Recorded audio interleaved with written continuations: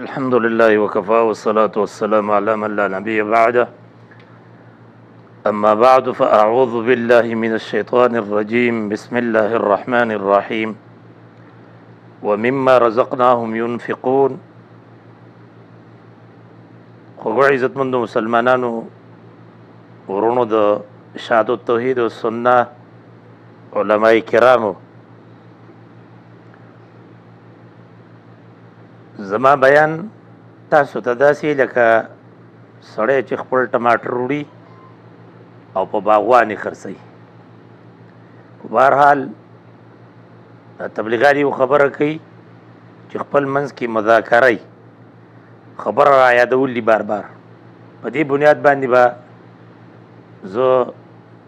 یو 5-6 منټه خبره کوم په انفاق فی سبیل الله باندې. برګرګو چونکې وی چې اصول د جماعت نو هغه خو تاسو ټولو ته معلوم دي. الحمدلله مدرسین یې او قرآن وایي. اول قاعده سوره ال عمران کې چې ذکر کوي نو عقیده د توحید په هغې باندې کلکېدل او عقیده توحید زده کول دا لومبۍ بنیادي خبره ده. د ایمان سره تعلق ساتي چې په دې کې به سستی نه وي، په دې کې به څه شک شوبه نه وي. دویم د جماعت اصول کې دا ده چې جماعت خلک به هغه څه هغو به یو ټولګی وي، په هغه کې به داعي قرآن و سنت ته هغه طرف ته به دعوت ورکوي او یو په اصولو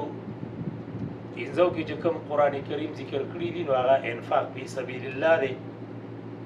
الله ذکر کوي چې تاسو کوم مال لګوئ وما تفعل من خیر فلن یکفروه. کم خیر معنی مال چې تاسو لګوئ د هغې به بې قدري ونه کړی شي.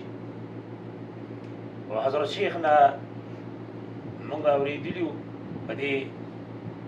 موبایل باندې فیسبوک باندې هم د هغه بیانونه راځي. بله ورځ د یو بیان د شیخ صاحب چې هغوی ما مردان کې درس شروع کړو، چا رانه ځای نه راکوو، ما یو منډۍ ونیوله اوږده خبره وه او ما 2 کاله زه د پنجپیر نه راغلی مردان ته درس ته، په دې کې ما قضایي نه ده کړي. یو ځل کار له تللی یم لاهور ته او د درس ټیم و زه بیرته بیا رالم،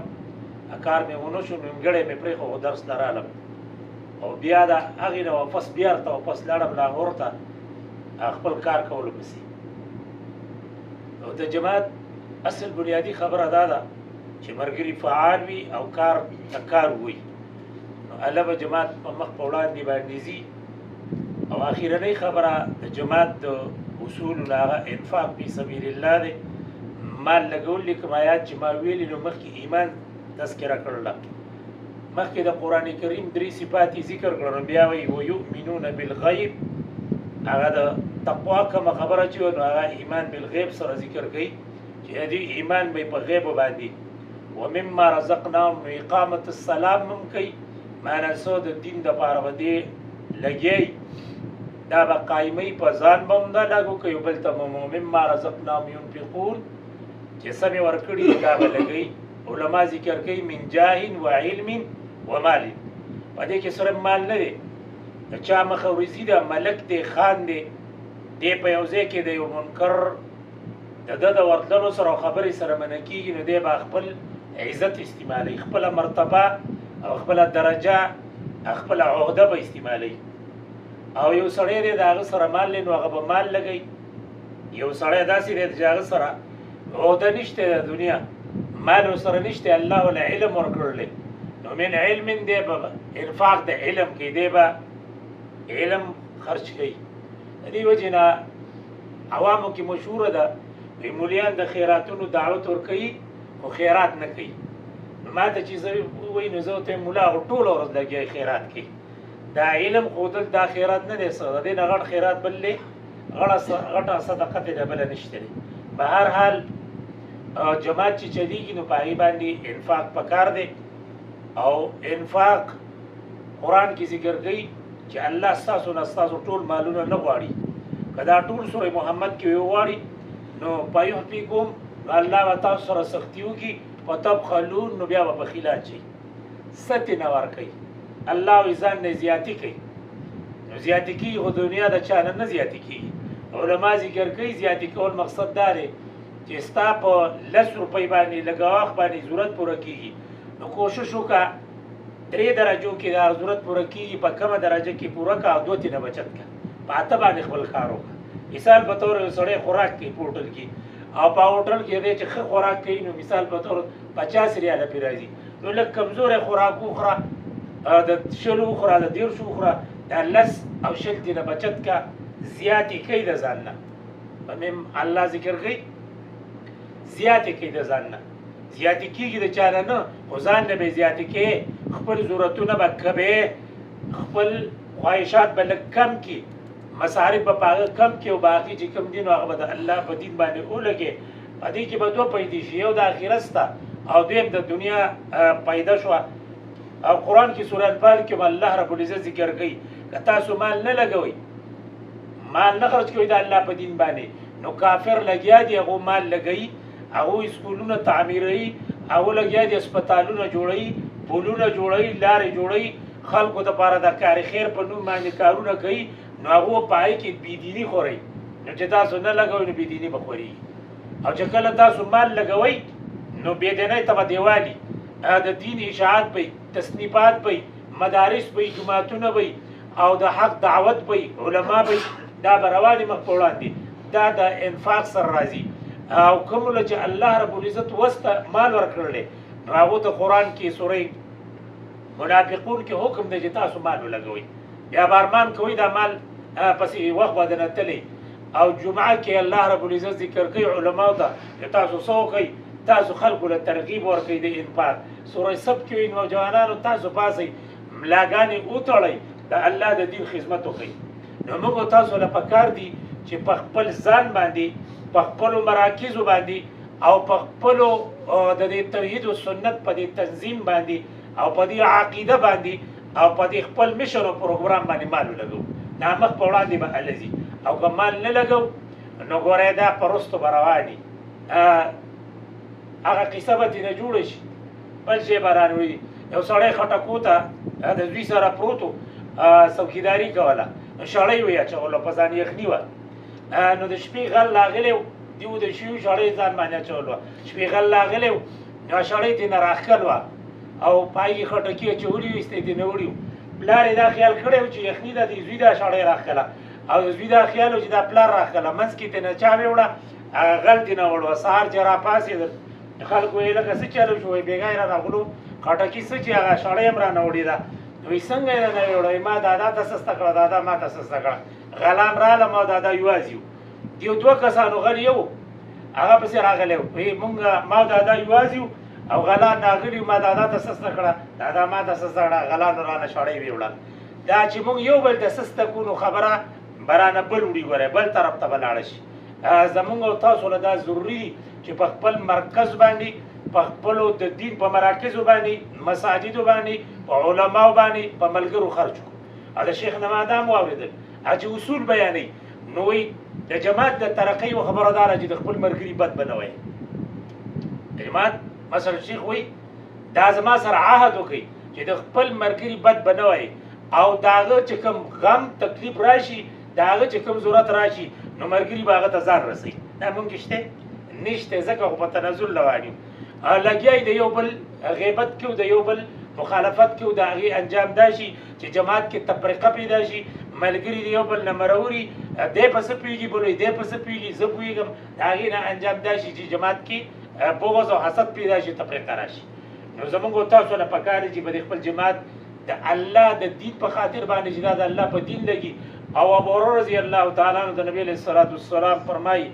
ابو هريره د الله په دین مال ولګوا او بلال تم نبی علیہ الصلوۃ والسلام فرمای یا بلال انفق یا بلال ولا تخشى من ذي العرش اقلال بلال مال لګوا د عرش والا نه مېریګا چې داغه په دین ته لګین او هغه تعالی نور نه درکې با او معشوم لږ خلک له روپۍ ورکی هغه نور راکنه نور نه ورکوي دا ته خو نور درکوم الله وی دا ولګوا زده له نور درکوم کنه په دین ولګوا او دا تجربه وکي چې څوک د الله په توحید او د الله په کتاب باندې مال لګي دا مال به کمیږي نه سیوا کیږي به موږ تاسو له پکار دي چې یوازې مونږ نه چې زمونږ سره موافقین دي مسلمانان رونه دي په دیره کې دي په درس کې دي یا زمونږ ستاسو سره جان پہچان دی چې هغه له موږ دعوت ورکو او د هغه نه اصولي کوو دا خلک دا پیسې راغونډوي د دنیا په شیزونه بیرته لګوي جلسې پې کوي اوټونه پې کوي بېدیني پې کوي او خلکو نه چندې اخلي شرک او بدعت پې خوري او خلکو نه چندې اخلي او موږ توحید او سنت دپاره نشو کولی خپل یې هم نشو ورکولی چې خپل یې نه نو خپل ته خوله کولو که نه چې وروره ته ښایي ستا ګزاره کېږي په دغه ځای کې دا ضرورت دی دا عمل ولګوه په دې به انشاءالله زموږ جماعت مخ په وړاندې روان وي د هغې دپاره د هر ملګري په زړه کې یو سوچ او فکر وي پند دپاره پند دومره اهم شی دی یو د دین یو جز یو حصه ده او زموږ د قرآن په تفسیر کې ذکر کوي نبي علیه الصلاة والسلام به چې چنده کوله تبوک چنده چې نبي علیه الصلاة والسلام کوله نو نبي علیه السلام کل اعلان وکړو چې چنده راوړئ ځکه دشمن هم ډېر مضبوط دی سفر هم ډېر لرې دی خرچه هم نشته چنده راوړئ عثمان رضی الله تعالی عنه ابوبکر صاحب عمر صاحب ابوبکر غوړ مال راوړ او عمر صاحب نیم مال راوړ عثمان رضی الله تعالی عنه څومره مال پیش کړ عثمان رضی الله تعالی عنه 900 اوښان سره د وسلې دا یې پیش کړو او سړي ورسره اسونه سره د وسلې پیش کړو نبي علیه الصلاة والسلام وایي ما ضر ما عمل عثمان د دې نه پس چې عثمان څه کوي نو هغه ته به څه نقصان نه راسي دا اعلان د هغه د څه چې داسې د اخلاص چنده وه د الله په دین باندې عبدالرحمن بن عوف رضی الله تعالی عنه الله مال ورکړو یو بوجۍ د پیسو راوړله داسې لاسونه یې ولښکته کړي نبي علیه الصلاة والسلام مخ داسې وپړقېد د خوشحالۍ نه ولې ځکه هغه الله ورکړو یو صحابي راوړل حدیث کې راځي چې کوم خیرات بهتره دی نبی علیه الصلاة والسلام فرمایي جهد الموقل چې یو سړی سره نشته دی محنت او کوشش کوي سره پیدا کوي جهد الموقل څه ته وایي چې هیڅ ورسره نشته دی بیا هم کوشش کوي چې پند برابر شي تنظیم مضبوط شي مخ په وړاندې لاړ شي یاره وایي زما څه نشته دی نو چې میلمه دې راغی نو ورځي به 10 روپۍ خو نو چې تا سره نورې نشته دی ډېرې نشي ورکولی 10 ورکولی شي خو دا ورکوه ځان د دې دغه نه مه وباسه جهد الموقل چې کوشش وکړي او د ده سره نشته دی بیا هم راوړي یو صحابي ابو عقیل غالبا د هغه نوم دی چې هغه لاړو د شپې مزدوري پردي وکړه او یو 2 لپې کجوري راوړلې یوه لپه خپلو بچو له ورکړو یوه نبي علیه السلام ورکړه دا چنده کې واخله د الله نبي علیه السلام خوشحاله شو د اخلاص په غون ډیري باندې هغه وشیندلې وایي دا ډېره زبردسته چنده ده او ډېر زبردسته خیرات د نبي علیه الصلاة والسلام فرمایي منافقانو څه ویلي وګوره دې ریاکار ته چې چا ډېره راوړه نو هغه ته وایي دا ریاکار دي او دې بل ته وایي چې کومه لږه راوړوه وایي دې وګوره د قیصر او کسرا داسې غوړ غوړ حکومتونو د روم او د دې غوړ غوړ باچاهانو سره دې په څه باندې په دې یو لپه کجوري جنګ کوي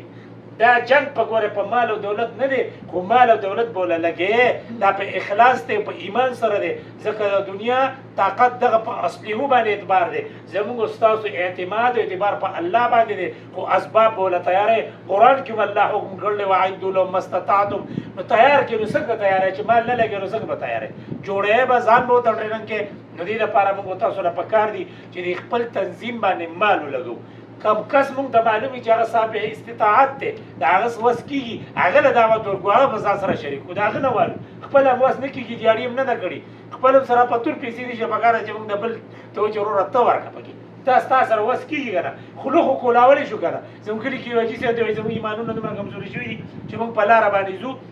هلکان او خلک ناست دي چیش قدر یې نه شو کولی چیش څه مطلب چې داسې کړو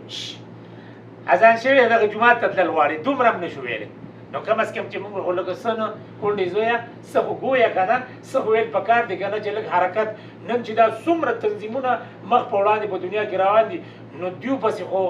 اغیارو د طرف نه وروستو سپورټ دی موږ پسې خو وروستو نه د خپلو شته نه د پردو شته نو پکار دی چې موږ تاسو په خپله ځان کې همت پیدا کړو الله به زموږ په دې 1 روپۍ کې دومره طاقت واچوي په دې 10 روپو کې به دومره قوت واچوي چې په لکونو روپو کې به دومره طاقت نه الله دې موږ له عمل کولو توفیق راکړي الله رب العزت دې زموږ ملګرو کوم بېروزګاره دي هغو له روزګار ورکړي کوم چې روزګارونه دي الله رب العزت دې په هغې کې خیر او برکت واچوي الله دې زموږ اعمالونه خپل دین او قرآن دپاره قبول کړي